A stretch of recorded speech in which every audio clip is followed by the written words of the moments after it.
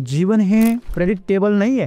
तुम्ही त्याचा अंदाज नाही बांधू शकत का ते असंच होईल. म्हणून तर जीवनाची सुंदरता आहे. रात्री जेव्हा तुम्ही झोपता तेव्हा तुम्हाला माहिती असतं का तुम्ही सकाळी उठणार आहे. सद्गुरू असं म्हणता, तुमच्याजवळ जे कौशल्य आहे, तुमच्याकडे जे काही प्रेम आहे, तुमच्याकडे आनंद आहे, तुमच्याकडे कल्पकता आहे, ह्या सगळ्या क्षमता तुमच्यामध्ये आहे, ह्या तुम्ही आत्ताच दाखवा, आजच दाखवा ना. उद्यासाठी का राखून ठेवताय. तुम्हाला असं वाटतं की तुम्ही संपूर्ण आयुष्य जगताय, तुमची क्षमता तुम्ही पूर्णपणे डावावर लावताय असं वाटतं का तुम्हाला. तुमच्यापैकी कोणाला वाटत असेल तर तो भ्रम आहे तुमचा.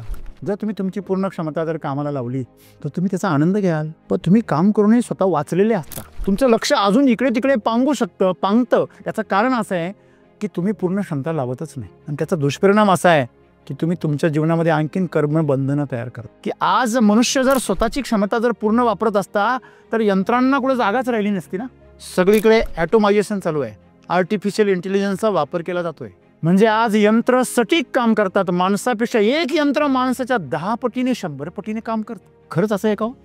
नाही. जे माणसाने तयार केलं ते माणसापेक्षा ग्रेट कसं असू शकेल हेच माणसाला कळलं नाही. आज आर्टिफिशियल इंटेलिजन्सचा सगळीकडे वापर का केला जातो? कारण माणूस त्याचं 100% देत नाही. उद्याचं काहीच माहिती नाही. आजसाठी जगायचं हे ज्याला कळलं त्याला खरं जीवन कळलं, जो काहीच राखून ठेवत नाही. जर अभ्यास केला तर जगामध्ये जेवढे टॅलेंटेड लोक आहेत, जे हायर पेड सॅलरीज आहे, उच्च पदावर आहेत, यांची संख्या भारतीयांची सगळ्यात जास्त आहे. कारण टॅलेंट भारतामध्ये आहे. पण ते टॅलेंटला इथे वाव नाही आहे का? कारण इथे टाळाटाळ करणारी माणसं आहे. करूया, अनेक जन्म आहे. ह्या जन्मात नाही झालं तर पुढच्या जन्मात, आज नाही झालं तर उद्या, नाही झालं तर परवा, नाही झालं तर पुढच्या आठवड्यात, नाही झालं तर पुढच्या महिन्यात, नाहीतर पुढच्या वर्षी, नाहीतर पुढच्या जन्मी. जन्म आहेच मित्रांनो. या गोष्टीमुळे कदाचित आम्ही कितीतरी जन्ममृत्यूच्या फेऱ्या मारल्या पण आम्ही तिथंच आहे. का? आम्हाला माहिती आहे पुढे ऑप्शन आहे. म्हणून सद्गुरू तो ऑप्शन तोडायला सांगताय. जे काही करायचं ते ह्याच जन्मात करा. जे काही करायचं ते आजच करा, आत्ताच करा. कल करे सो आज करे, आज करे सो अब कर. पल में प्रलय होवेगा, बहुरी करोगे कब. संत कबीरदास म्हणतात. आणि ते का म्हणतात? कारण त्यांना माहिती आहे हे जीवन नश्वर आहे. कुठल्या क्षणी तुम्हाला मृत्यू येईल सांगता येत नाही. आपण जीवनामध्ये एक लक्षात ठेवलं पाहिजे की आमच्या ज्या क्षमता आहे, आमच्याकडे जे कौशल्य आहे, आमच्याकडे ज्या कल्पकता आहे त्या मी मांडल्या पाहिजे. प्रत्येक संधीपासून तुम्ही स्वतःला बाजूला का ठेवता? तुमच्यामध्ये असलेल्या क्षमता ज्या असतील, ज्या लेवलला असतील, तुम्ही सादर का करत नाही? सद्गुरू काय म्हणतात की तुमच्याकडे जे काही आहे ना ते दाखवा. ते आताच करा, राखून ठेवू नका. कारण देतो तो देव, राखतो तो राक्षस. जे काही वाटतं ना ते त्याच वयात करा, त्याच वेळेस करा. हे तुम्हाला पुढच्या जन्माची वाट पाहावी लागणार नाही. आणि तुम्हाला पुढचा जन्मच मुळात त्यामुळे घ्यावा लागतो की ज्यामुळे तुमच्या सगळ्या अर्धवट कामना, कर्म तुमची अर्धवट, तुमच्या इच्छा अर्धवट राहतात, तुमचे सर्व क्षमता अर्धवट राहतात. तुमच्याकडे क्षमता आहे पण तुम्ही ती कधी वापरली नाही. आणि म्हणून जीवनामध्ये रिग्रेट तयार होतो, पश्चाताप तयार होतो. पश्चातापासारखं दुसरं दुःख नाही. तुमच्या क्षमता वेळच्या वेळी तुमचे कौशल्य, तुमच्यामध्ये असलेलं सगळ्या प्रेम असेल ते व्यक्त करा. मित्रांनो, हे दुर्दैव आहे आपल्या जीवनाचं की आपल्याला जीवनामध्ये संधी प्रत्येकाला मिळते. त्या संधीचं सोनं करण्याच्या ऐवजी आपण माती करतो. कारण आपण सर्वस्व अर्पण करण्यासाठी ताकद ठेवत नाही, दानत ठेवत नाही, साहस ठेवत नाही. आणि म्हणून आपलं जीवन अर्धवट राहतं. मन मोकळं जगा. या क्षणी मृत्यू आला तरी पाठीमागे काही शिल्लक राहायला नको की हे करायचं राहून गेलं, जगायचं राहून गेलं. जगणं म्हणजे नेमकी काय आहे ते शोधा. आणि तुमच्याकडे ज्या कला आहे, तुमच्याकडे जे क्षमता आहे, ह्या सगळ्या तुम्ही लगेच दाखवा. इलॉन मस्क जगातला सर्वात श्रीमंत का बरं माहिती का? तो काय म्हणतो? मी 10 वर्षासाठीचा प्लॅन तयार करतो आणि तो 1 वर्षामध्ये तो पूर्ण कसा होईल यासाठी प्रयत्न करतो. भगवान श्रीकृष्णाच्या व्याख्येमधला कर्मयोगी तो हाच जो पूर्ण अस्तित्वपणाला लावतो, स्वतःला पूर्ण झोकून देतो. म्हणून ही माणसं मोठी आहे. हे काही नशीबवान वगैरे नाही आहे. नशीबवान नावाचं जे काही कुबडी आहे हे सर्व आळशी लोकांच्या कुबड्या आहेत. आणि म्हणून सद्गुरूंना काय सांगायचं आहे की उद्यावर काही ढकलूच नका. बरोबर आहे. ज्याला वाटतंय ना पुनर्जन्म नाही आहे त्यांनी तर कसं जगायला पाहिजे? ज्यांना माहिती आहे पुनर्जन्म आहे त्यांचं बिचाऱ्यांचं दुर्दैव आहे. पण ज्यांना वाटतं की पुनर्जन्म नाही आहे, ज्याला कळलंय की उद्या मी उठेल की नाही याची काही खात्रीच नाही आहे, तो आज प्रत्येक क्षण काय करेल, कसं जगेल, तसं जगायला शिकलं पाहिजे. आणि तसं जगणं म्हणजे खऱ्या अर्थाने माणूस म्हणून जन्माला येत नाही.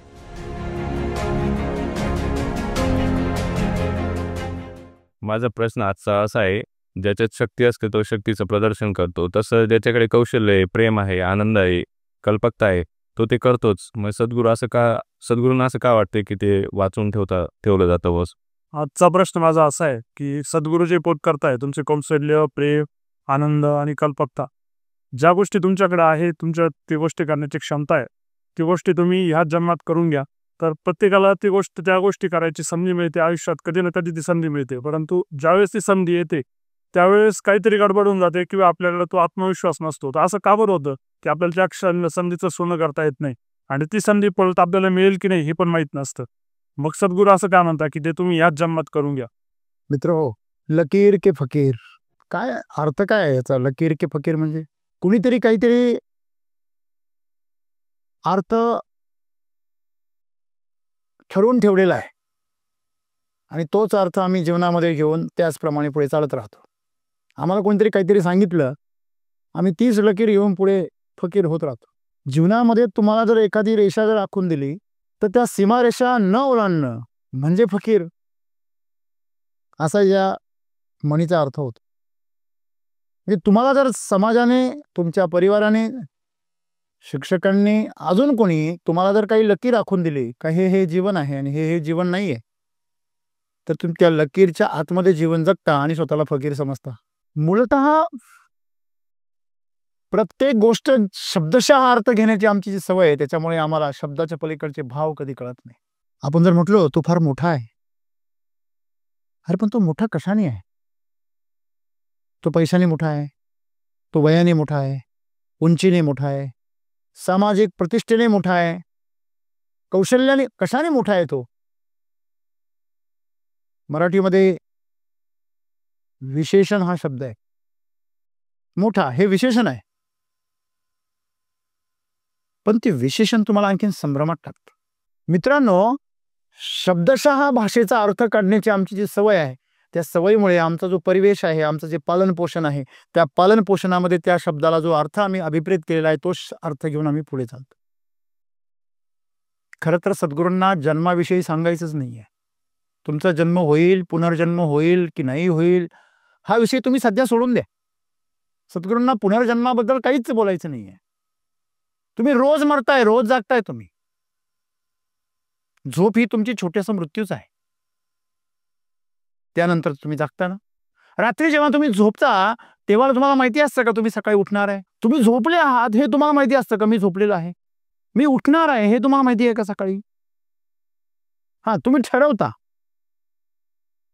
तसं तर माणूस खूप काही ठरवतो. परंतु जीवन हे प्रेडिक्टेबल नाहीये.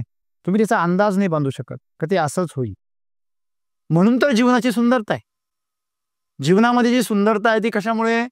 ते प्रेडिक्टेबल नाहीये. कुठलाही सिनेमा असो किंवा कुठलाही सामना असो, तुम्हाला जर त्याचं पुढचं जर सगळं भवितव्य माहिती असेल, मटकेवाल्यांसारखं सट्टा लावतात जे लोक, त्यांना अगोदर माहिती असतं पुढच्या बॉलवर काय होणार आहे. यंत्रणेचा वापर करून किंवा पैशांचा वापर करून एखाद्या खेळाडूला हाताशी धरून अशा गोष्टी पूर्वी व्हायच्या. त्यांना अगोदर माहिती असायचं ह्या मॅचमध्ये परिणाम काय होणार आहे. म्हणजे आर्थिक सत्ता त्या खेळावर राज्य करायची. आता करते की नाही आपल्याला माहित नाही, परंतु असा काळ होता की सट्टेबाज ठरवायची ह्या मॅचमध्ये काय घडणार आहे. तसं जीवन प्रेडिक्टेबल नाही. कुणीही कुठलीही शक्ती वापरून हे ठरवू शकत नाही जीवन कसं घडणार आहे. पण साधू जे आहे, योगी आहे, त्यांना ते कळतं. त्यांना पुढचं सगळं घटना कळते, पण याचा अर्थ ते त्यात बदल करू शकत नाही. मग तुम्ही झोपले आहात आज संध्याकाळी आणि तुम्ही उद्या सकाळी उठलेले आहात, या दरम्यान जे आहे मृत्यूच आहे. तुम्ही जेव्हा अनकॉन्शियस होता, अचेतन होता, तो मृत्यूच आहे. एखादा माणूस कोमात गेला म्हणजे काय झालं? मी जिवंत आहे याची जाणीव त्याची नष्ट झाली. शरीराच्या अवयवांची जाणीव सुद्धा नष्ट झाली. मग त्याला जाणीवच नष्ट झाली, तो काय झाला? कोमात गेला. इतरांना माहिती आहे तो जिवंत येते, यंत्र सांगतात हा जिवंत आहे, परंतु जिवंत असल्याची जी लक्षण आहे ती लक्षणं इतर समाजाला काही, त्याला स्वतःला तर माहितीच नाही. जेव्हा तो कोमातून बाहेर येईल तेव्हा त्याला पुन्हा त्याचं आयुष्य पॉज केल्यासारखं पुन्हा चालू होईल. पण जिथून त्याने आयुष्य थांबवलं होतं ते तिथूनच पुढे चालू होईल. मधल्या काळामध्ये 1 वर्ष झालं की 2 वर्ष झालं त्याची मुलं बाळं किती मोठी झाली, त्याचं बिझनेस कसा झाला, त्याच्या शरीरात काय बदल झाला, हे त्याला माहिती नाही. कदाचित काही वर्षांनी जर तो जर कोमातून बाहेर आला तर तो स्वतःला ओळखणार पण नाही. हा कोण आहे, हे कोणाचं मला आरशामध्ये प्रतिबिंब दिसतंय. जर मोठ्या कालावधीमध्ये जर गेला तर असं होऊ शकतं. म्हणजे याचा अर्थ मधला काळ जो आहे तो मृत्यू आहे. म्हणजे जन्म, मृत्यू आणि पुनर्जन्म ह्या फार खोलात गोष्टी जाऊन आपण आपला श्वास गुदमरून घेण्यापेक्षा, गटांगळ्या खाण्यापेक्षा आपण उथळ आपल्या पातळीवरती विचार करूया. सद्गुरूंच्या पातळीवर पोहोचणं तेवढंसं सोपं नाही. सद्गुरू 65 वर्षांचे आहे. तुम्ही त्यांच्यापेक्षा तरुण आहात, किंवा त्यांच्याच वयाचा 65 वर्षाचा एखादा व्यक्ती तुम्ही रोज 300 किलोमीटर मोटरसायकल चालवायला 4-5 दिवस लावा. 4-5 दिवस त्याला म्हणावं एकच दिवस चालव, 300 किलोमीटर मोटरसायकल चालवतो. तेही रोज नवीन देशामध्ये, नवीन वातावरणामध्ये. मला वाटतं हा एक चमत्कारच आहे. आणि असा चमत्कार स्वतःच्या शरीराच्या बाबतीमध्ये घडून आणू शकतात अशी व्यक्ती शरीर आणि मनाच्या पलीकडे गेलेली आहे. तेव्हा ते काय बोलतात हे ते झाल्याशिवाय नाही करणार आपल्याला. मग आता आपण आपल्याबद्दल बोलूया.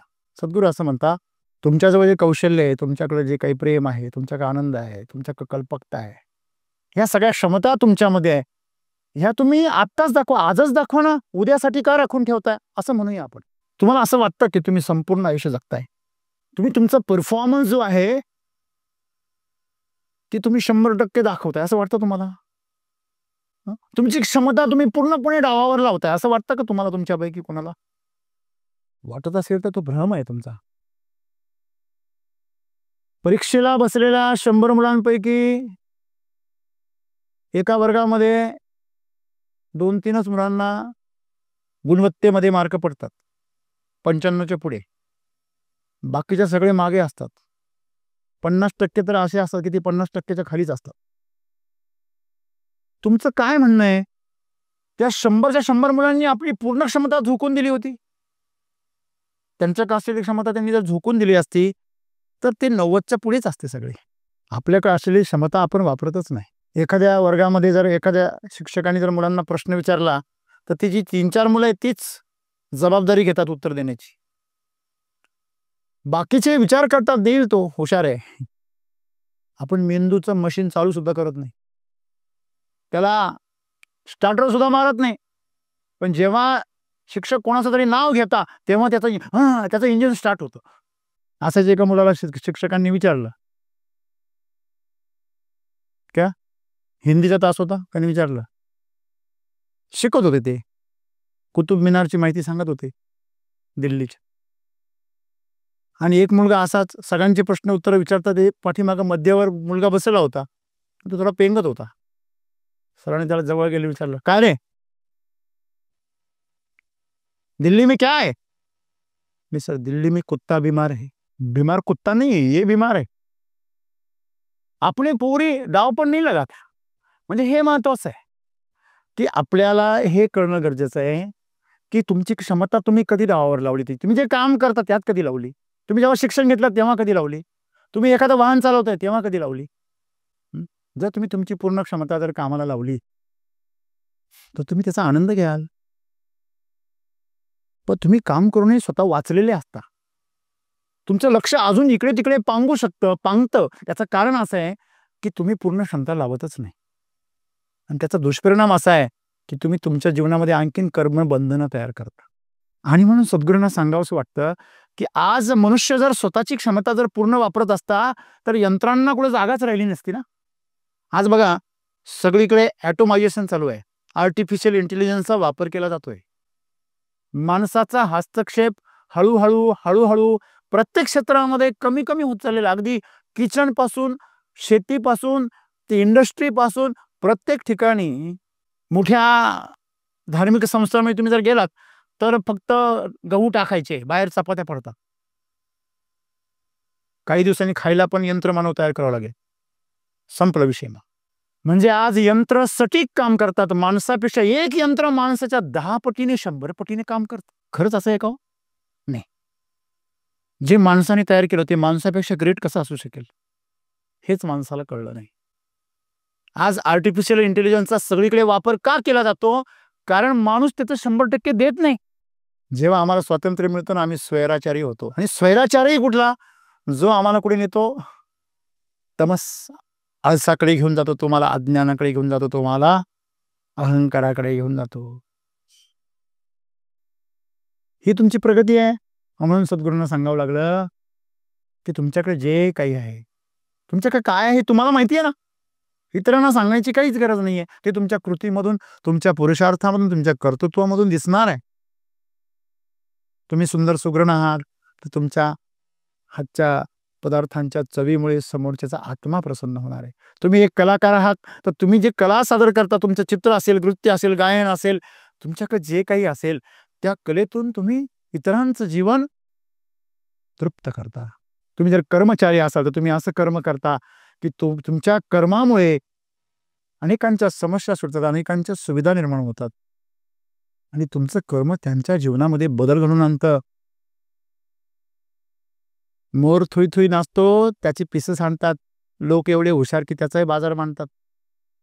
म्हणजे तुम्ही मोर म्हणलं पाहिजे, त्याचे पिसरे गोळा करून विकणारा माणूस नाही. मस्तीमध्ये काम केलं पाहिजे, मस्तीमध्ये जगलं पाहिजे. मस्ती केव्हा येईल? जेव्हा तुम्ही राखून ठेवण्याची सवय काय करणार आहे? सोडून देणार आहे. आजसाठी जगायचं बस.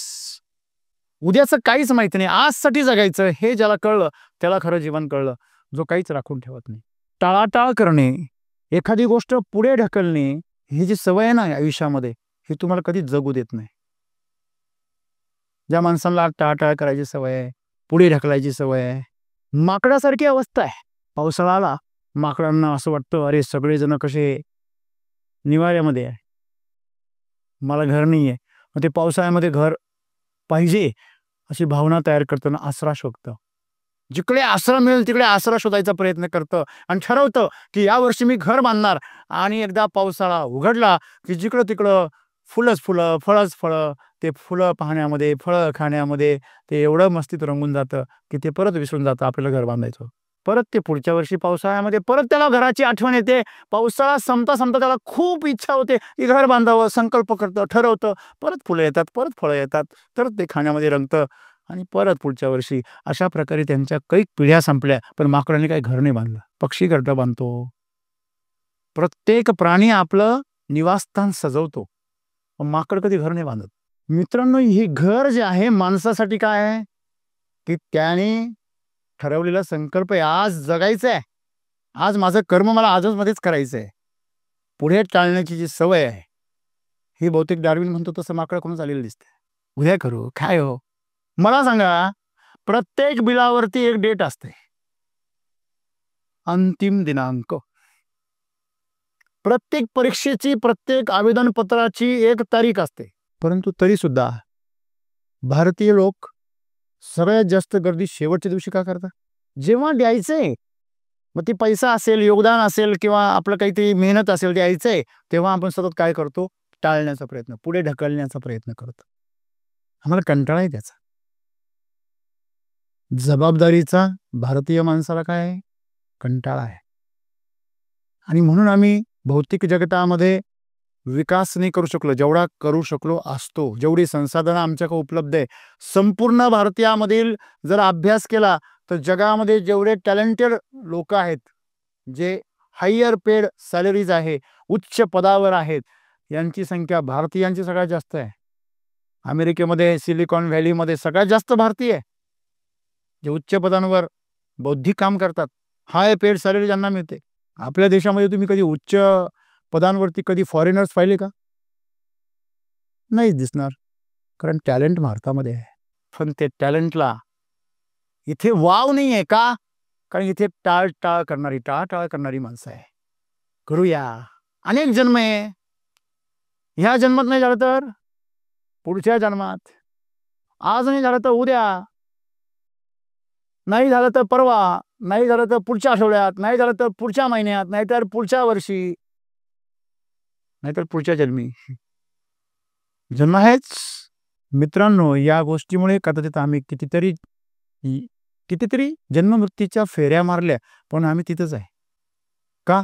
आम्हाला माहिती आहे पुढे ऑप्शन आहे. म्हणून सद्गुरू तो ऑप्शन तोडायला सांगताय. जे काही करायचं ते ह्याच जन्मात करा. जे काही करायचं ते आजच करा, आत्ताच करा. कल करे सो आज करे, आज करे सो अब कर. पल में प्रलय होवेगा, बहुरी करोगे कब.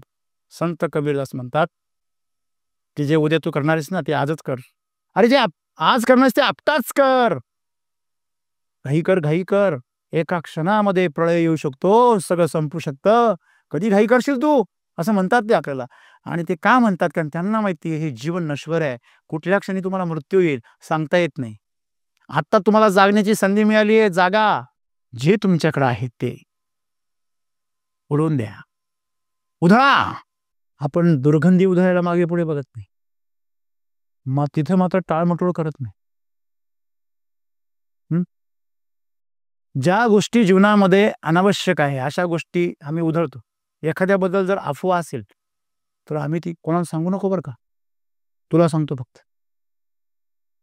तो पण दुसऱ्याला म्हणतो कोणाला सांगू नको बरं का, तुला सांगतो फक्त. असं करून सगळ्यांना माहिती असतं, सगळे म्हणतात कोणाला सांगू नको बरं का. आणि जी चांगली गोष्ट आहे, जी खरोखर प्रसार करण्यासारखी आहे, ती गोष्ट मात्र सांगण्यासाठी आम्हाला कंटाळा येतो. म्हणून तर सद्गुरू म्हणता बघा, जीवनामध्ये ज्या गरजेच्या गोष्टी, आपण एखाद्याला म्हटलं व्यायाम करा रे, प्राणायाम करा, योगा करा, नाही करू ना. करोना म्हणता म्हणता कोरोना आला. करोना पहिला कहोना होता, कहोना करोना. काय घाई एवढी? आत्ता तर तरुण आहे, आत्ता कुठं आयुष्य सुरू झालं, मौज मजा करायचे दिवस. आणि काय साठून होणार आहे? पैसा आहे की नाही? उधळा. जे साठवायला पाहिजे ते उधळतो, आणि जे उधळायला पाहिजे ते साठवतो. तुमचं तारुण्य तुम्ही साठवायला पाहिजे, बरोबर आहे ना. आणि तारुण्यात केलेली कमाई उधळायला पाहिजे. हे तारुण्यातली कमाई बचत करता, बरेच जण बचत करतात खूप. आपल्या शिक्षणावर, आपल्या आरोग्यावर, आपल्या हेल्थवर, आपल्या बौद्धिक क्षमतेवर, ह्याच्यावर गुंतवणूक केली पाहिजे. पैशांची, वेळेची, सर्वच गोष्टींची. जो तरुणपणामध्ये झोपा काढतो त्याला झोप प्रिय आहे तरुणपणामध्ये, तो म्हातारपणामध्ये काय करेल? तेव्हा तर कंपल्सरी झोपावं लागतं. तुम्ही जर आत्ताच झोपून घेता तर काही नाही, ती स्टेज येणारच नाही तुमच्या आयुष्यामध्ये. जे मास्टर लोक फार जपून गाडी चालवता ना, कर्मचारी, सरकारी कर्मचारी, फार काळजीपूर्वक, नाही बाहेर पाऊस आहे, माझी गाडी चिखलाने माखेल, ठेव मध्ये. सगळ्यात लवकर ती गाडी खराब होती, तिला लवकर गंज चढतो. तो फिटरका जातो, फिटर म्हणतो का हो, मी तर वापरली नाही तरी पण एवढी गंजली. तो म्हणतो म्हणूनच गंजली. गुजराती मारवाडी आपल्या गाड्या टूर्स ट्रॅव्हल्स कंपन्यांना देतात जेव्हा वापरत नसतात तेव्हा. आपल्याला असं वाटतं ते फार लोभी आहे, त्यांना पैशाचा फार छंद आहे. नाही, त्यांना जगायचं कसं हे माहिती आहे.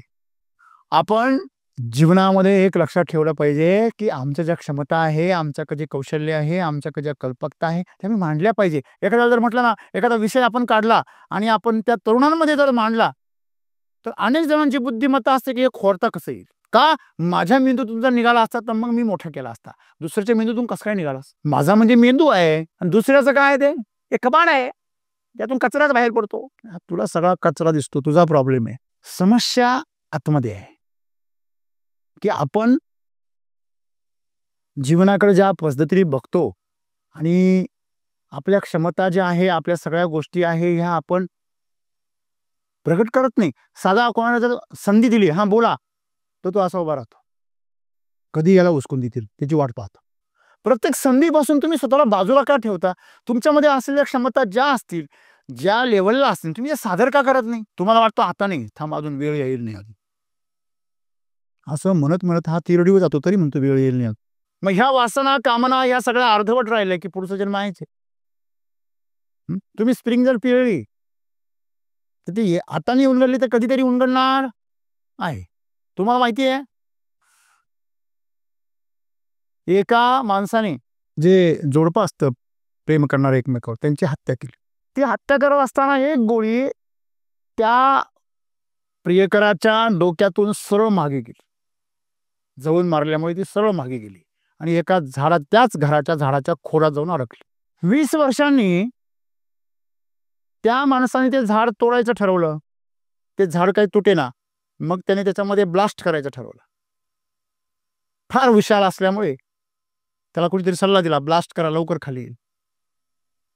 त्याने ते झाड ब्लास्ट केलं आणि ती गोळी बरोबर तिथून सुटली आणि बरोबर त्याच्या कपाळात घुसली आणि जागेवर ठार झाला. ही घडलेली घटना आहे. जगामध्ये ह्या सगळ्या ज्या गोष्टी आहे या खूप गमतीशीर घडतात. तुम्हाला मी गंमत सांगतो बघा. ही जी प्रकृती आहे ती पिळलेले जे काही स्प्रिंग आहे ती उलगडल्याशिवाय राहत नाही. ती क्रिया पूर्णच होते. कुठेतरी ढीग झालाय म्हणजे कुठेतरी खड्डा झालेला आहे, फक्त आपल्याला माहित नाही. तुमचे काहीतरी वस्तू किंवा पैसे हरवले म्हणजे कोणाला तरी तुमच्या अकाउंटमधून पैसे कमी झाले म्हणजे कोणाच तरी अकाउंटला ते गेलेले आहे, लक्षात ठेवा. ते अकाउंट एक ना एक दिवस सेटल होणार. इथलं नाही झालं तर वरचं होतच. तिकडं निनावी काही पडत नाही, ते नावावरच पडतं. ही खास कौशल्य आहे, ह्या प्रकृतीची सुंदरता आहे. आणि म्हणून मित्रांनो, आपल्याकडे जे काही आहे ना ते लगेच वापरा, टाकून द्या. तुम्हाला मी गंमत सांगितली ना, ते एकदा 2 मित्र होते आणि त्यांनी एकमेकाकडनं पैसे घेतलेले होते. रक्कम मोठी होती, लाखांमध्ये. तर तो समोरचा मित्र देतच नव्हता.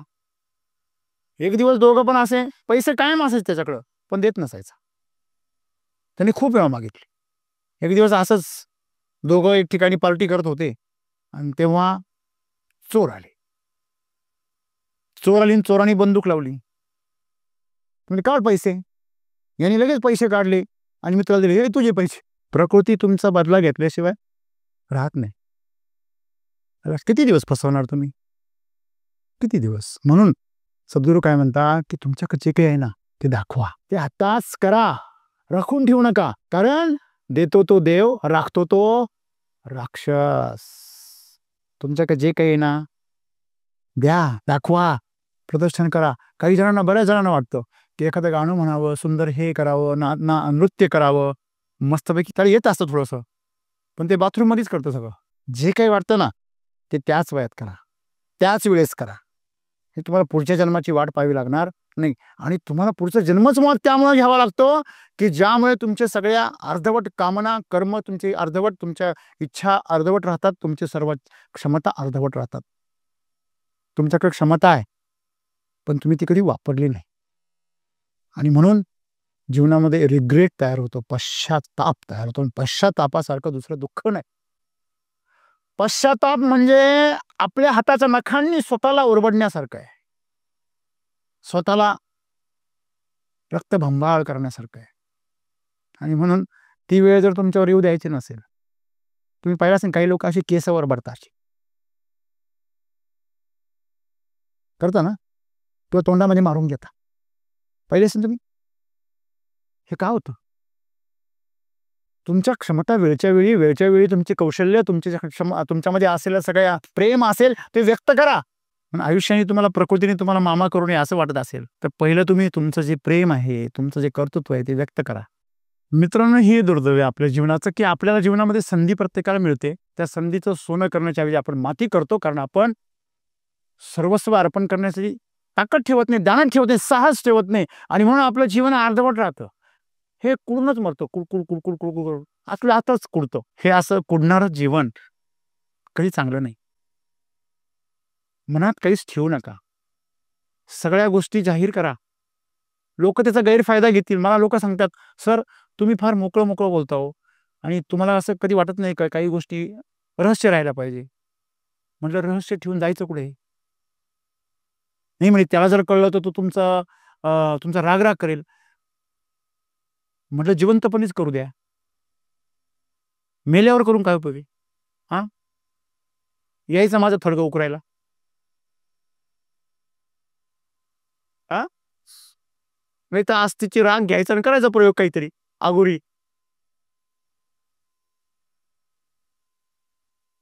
काय करायचं ते आत्ताच कर बाबा, मी समर्थ आहे. बरोबर आहे. तेव्हा चाणक्य नीतीची काही गरज नाही. ज्यांनी चाणक्य नीती वापरली तो चाणक्यही गेला, आणि ज्याला शिकवली तो राजाही गेला, त्याचं साम्राज्यही गेलं. मन मोकळं जगा. या क्षणी मृत्यू आला तरी पाठीमागे काही शिल्लक राहायला नको की हे करायचं राहून गेलं, जगायचं राहून गेलं. कितीतरी लोक तुम्हाला सांगून गेले रे बाबा, रतन टाटा असतील किंवा लता मंगेशकर असतील, तर सांगून गेले जगायचं राहून गेलं. एवढं मोठं एम्पायर तरी पण जगायचं राहून गेलं.